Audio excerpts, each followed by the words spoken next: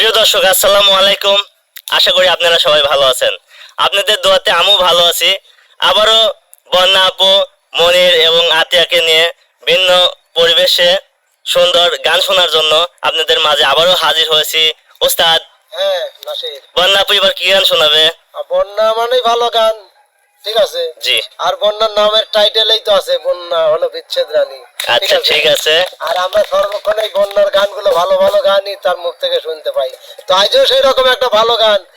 প্রিয় দর্শক, আশা করি আপনাদের গানটা ভালো লাগবে। তো চলুন আর কথা না, আমরা গানে চলে যাই। তো ঠিক আছে, এবার গান শুরু করা যাক। ঠিক আছে।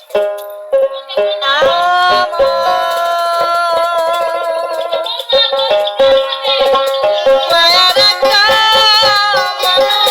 মন ছিল, গেল ফাঁকি, এত জ্বালা দিল প্রাণে গো, ওরে বন্ধু তবু যেত আশায় থাকি,